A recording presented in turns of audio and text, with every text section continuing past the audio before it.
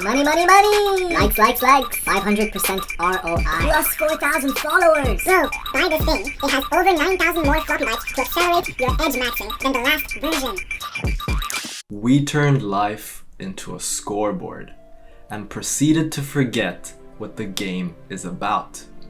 We chase the highest scores, the highest analytics, but will we ever be happy if we're fighting against infinity?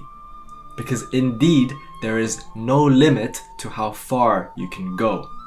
So, if the so-called game is life, and your goal in life is to be happy, then chat, are we cooked? Let's take a second to look at the day-to-day life of a prehistoric human. Let's call him Gugu. Hypothetically speaking, Gugu wants to reproduce. So he heads out for his daily hunt and manages to catch 1 deer and 2 rabbits. Gugu is happy because he's thinking that Gaga, the girl he likes, will wish to reproduce with him since he's so resourceful. But upon his return to the village, he sees this other dude, Bobo, come back with 2 deers, 1 boar, and 4 rabbits. Gaga is already flirting with him, which makes Gugu furious and extremely self-conscious. The next day, he locks in. With our stress hormone cortisol rushing through his body, he sharpens his arrows and his vision, and then, all of a sudden, eureka! He thinks to himself, humans reproduce, and so do other animals. Well, what if I trap a couple of animals who will then make more animals? Well, that would be an infinite animal machine. Congrats, bro just invented agriculture. Meaning there is absolutely no way that Bobo, who is still a hunter, could ever compete with the sheer level of food production that Gugu just enabled for society. Now, of course, Gugu earns the respect and the validation of his people, including Gaga. And now it is Bobo who feels like he needs to lock in. So, given all that, it would seem as if survival is a reason for chasing numbers. We have this biological reward system that works because of this, right? Well, let's switch it up now. We're in the present, and Gugu is a modern day New Yorker. And even better, he's a creative, which means he's unemployed. He wants to become financially independent so he can buy his matchas without having to use daddy's credit card, and maybe take Gaga, who's an influencer now, on a nice vacation to Ibiza, or how some people like to call it, Ibiza. And so the hunt begins, except this time the prey isn't deer or rabbits, it's validation. His brain is still wired for survival, but unlike Gugu the caveman, who only had 1 score, how much food he brought home, today's Gugu has at least 40, including, but not limited to, follower count, bank balance, Tinder matches, Instagram likes, calories intake, crypto portfolio, Spotify monthly listeners, body fat percentage, daily step count, TikTok saves, Duolingo streak, and many, many more. Well, Jesus, this isn't even a scoreboard anymore. It's a goddamn spreadsheet where every cell decides how worthy you feel today. I mean, sure, at least he's not giving backshots to this. But still, even as I'm saying this, I'm realizing more and more how cooked we are as a society. Because the problem isn't that we chase numbers anymore, it's that we've multiplied all the ways in which we can survive and self-improve, covering each and every aspect of our lives. Our ancestors chased food and safety, and we chase just about everything. Alright then. What's the cost of wanting more? Because when caveman Gugu invented agriculture, his numbers went up.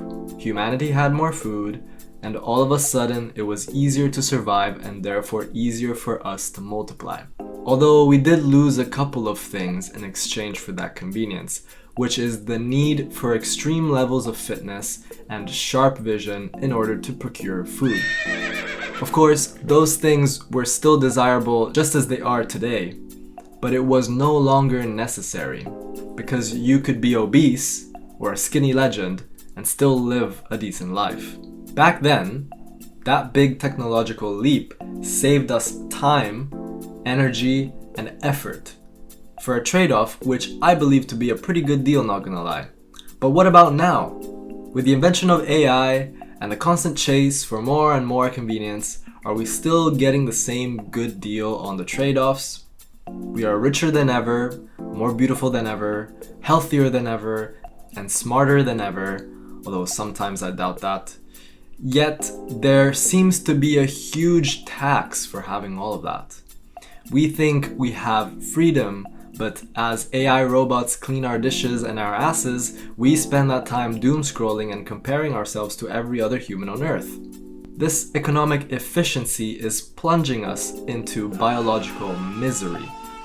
The instinct that once kept us alive, to want more, now keeps us anxious and depressed. And in a way, history repeats itself as always, because back in the day, leaders built empires until paranoia, greed, and corruption consumed them. Today, our influencers chase virality until burnout.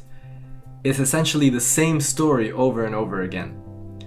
Every civilization has fallen for the same illusion: reach one more milestone, one more piece of land, one more like and follow, and we'll finally be free. But the truth is, you can't win a game with no finish line. So, my dear friends, what now? What can we do to uncook ourselves? I know some of you might eye roll at what I say next, because I'm gonna state something obvious.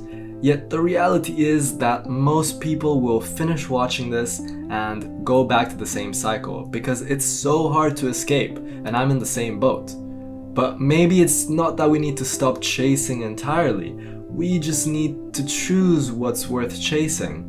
Because when everything becomes measurable, the things that are most valuable are the ones that aren't.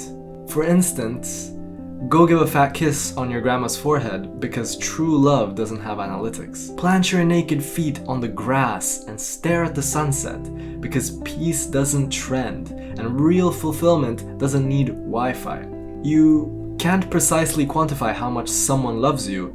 It's not something that you can turn into data points or optimize in the traditional sense. And I hope to God that it doesn't change. If there are any tech bros in the audience, love you, but please do not invent a device which measures the chemistry in our body in order to display the exact percentage of how much we love someone. That would be an absolute dystopia. If you think that's a good idea, I don't know, bro, you need to stop jerking off to hardcore hentai in your basement and touch some grass. Because true value was never meant to be counted. It was only ever meant to be felt. That's it, guys. That's all I got. But anyway, who am I kidding? Of course, it would make me very happy if you like and subscribe, because good analytics mean that I can make more videos like these and not become homeless. So chat, I hope you learned something, but I'm definitely still cooked.